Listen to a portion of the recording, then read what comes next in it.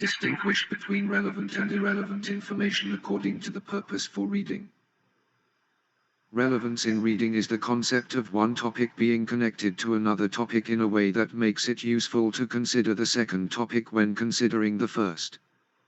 The concept of relevance is studied in many different fields, including cognitive sciences, logic, and library and information science. Most fundamentally, however, it is studied in epistemology, the theory of knowledge. Different theories of knowledge have different implications for what is considered relevant, and these fundamental views have implications for all other fields as well. Definition: a thing might be relevant, a document or a piece of information may be relevant. The basic understanding of relevance does not depend on whether we speak of things or information. For example, the Muhammad Ali Jinnah's principles are of great relevance in today's world for Pakistan. In formal reasoning, relevance has proved an important but elusive concept. It is important because the solution of any problem requires the prior identification of the relevant elements from which a solution can be constructed. It is elusive because the meaning of relevance appears to be difficult or impossible to capture within conventional logical systems. The obvious suggestion that Q is relevant to P if Q is implied by P breaks down because under standard definitions of material implication, a false proposition implies all other propositions. However, though iron is a metal may be implied by cats lay eggs, it doesn't seem to be relevant to it the way in which cats are mammals and mammals give birth to living young are relevant to each other. If one states I love ice cream and another person responds I have a friend named Brad Cook, then these statements are not relevant. However, if one states I love ice cream and another person responds I have a friend named Brad Cook who also likes ice cream, this statement now becomes relevant because it relates to the first person's idea. Another proposal defines relevance, or, more accurately, irrelevance information theoretically. 2. It is easiest to state in terms of variables, which might reflect the values of measurable hypotheses or observation statements.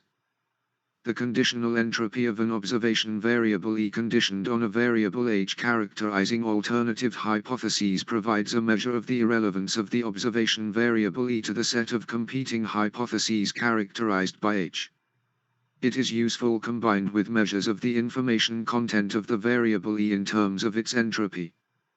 One can then subtract the content of E that is irrelevant to H, given by its conditional entropy conditioned on H, from the total information content of E, given by its entropy, to calculate the amount of information the variable E contains about the set of hypotheses characterized by H relevance, via the concept of irrelevance, and information content then characterize the observation variable and can be used to measure its sensitivity and specificity, respectively, as a test for alternative hypotheses.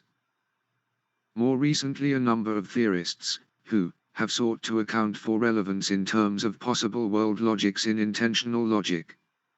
Roughly, the idea is that necessary truths are true in all possible worlds, contradictions, logical falsehoods, are true in no possible worlds, and contingent propositions can be ordered in terms of the number of possible worlds in which they are true.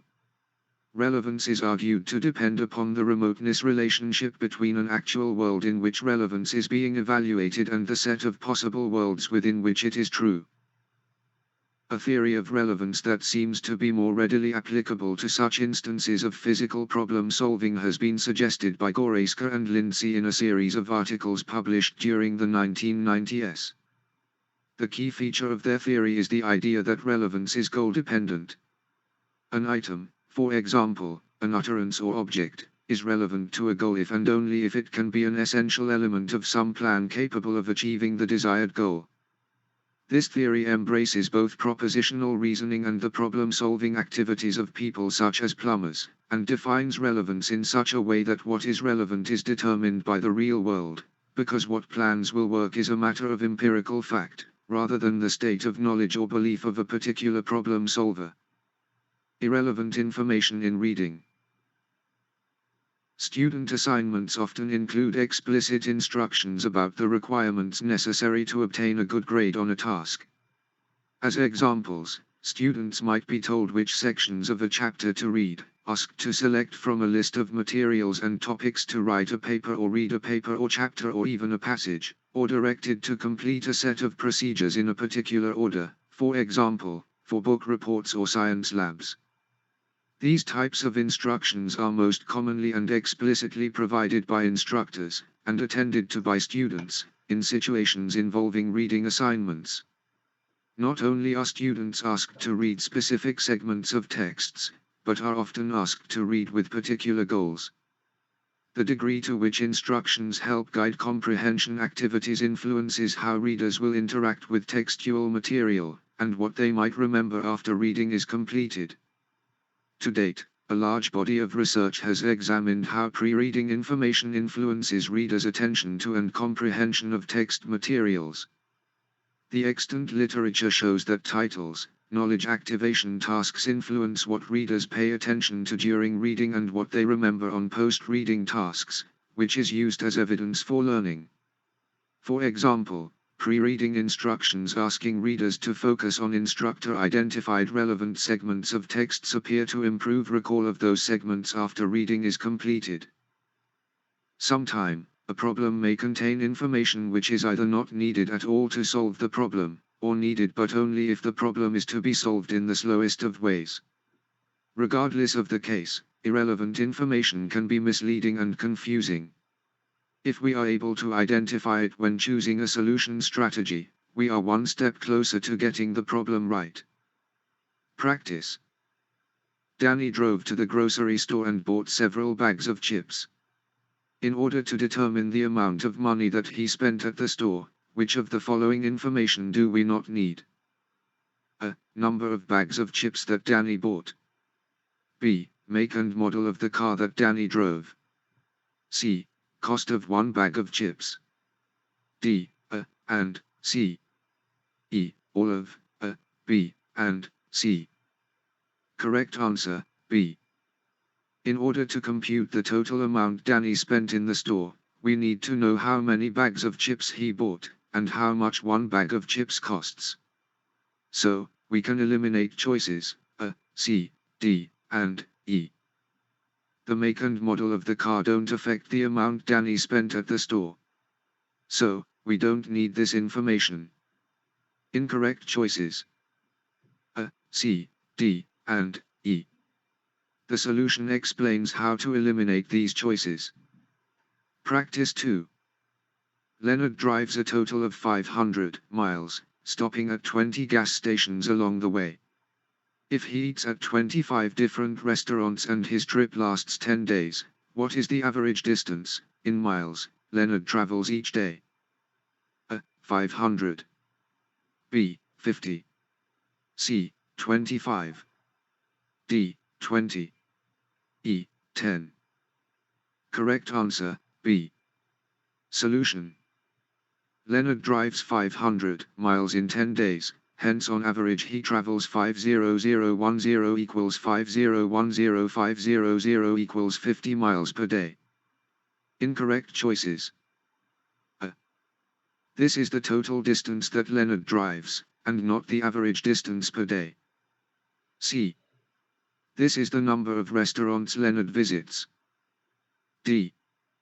This is the number of gas stations along the way. E. This is the number of days that he drove, not the average distance per day. The purpose of reading.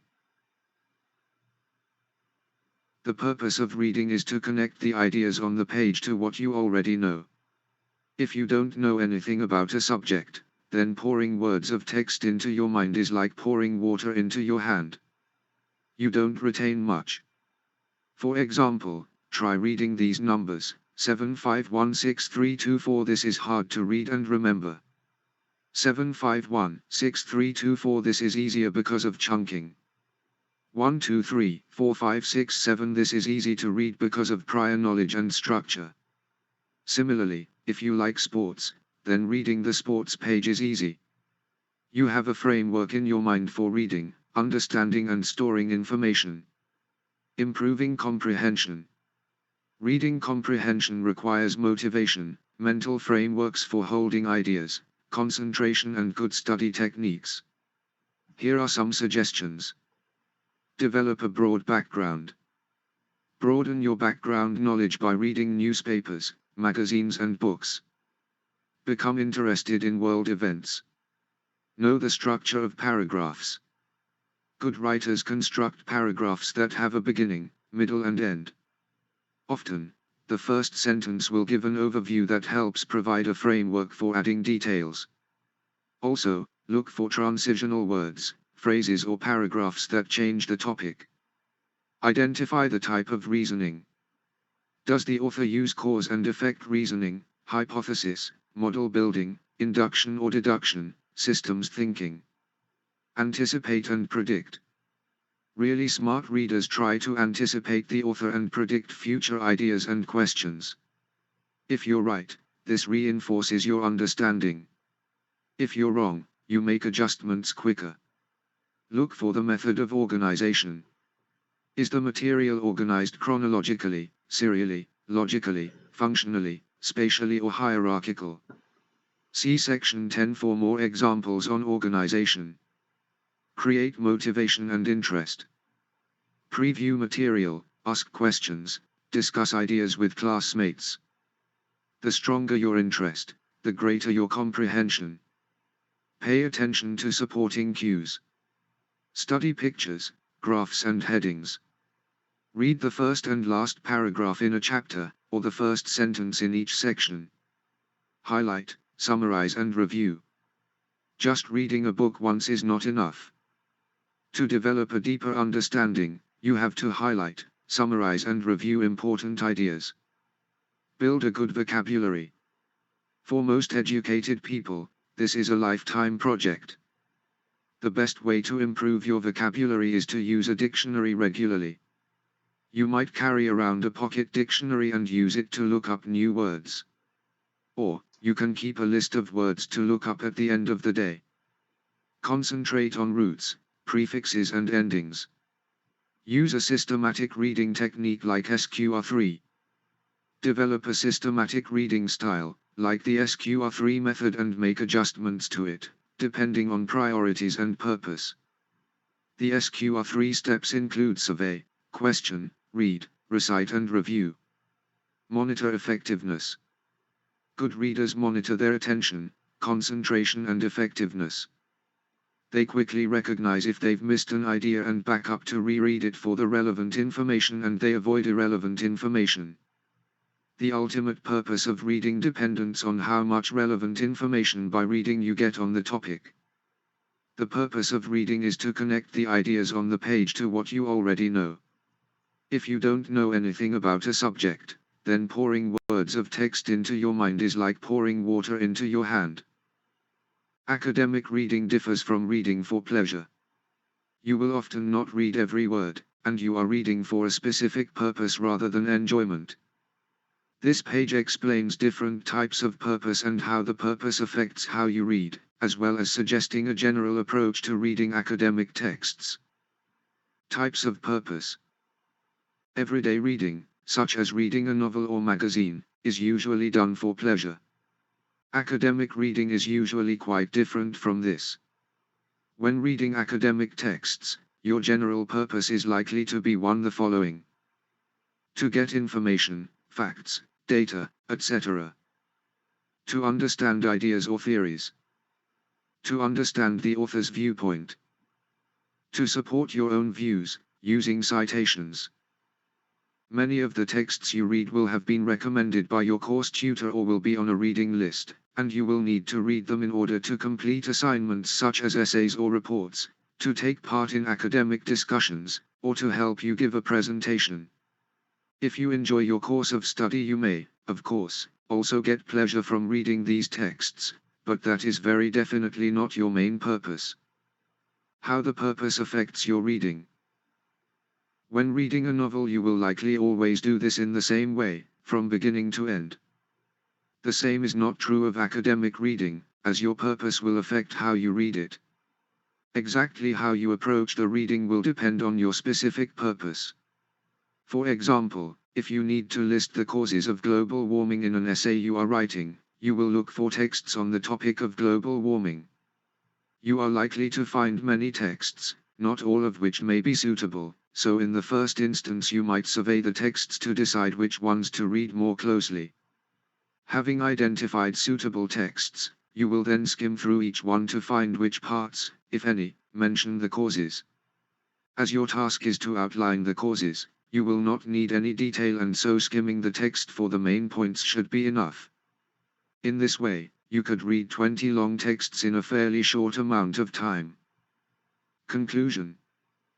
In fact, the approach outlined above will be useful for many reading assignments the students have, but reading can only be useful if the material is to the point and the students they read the relevant information.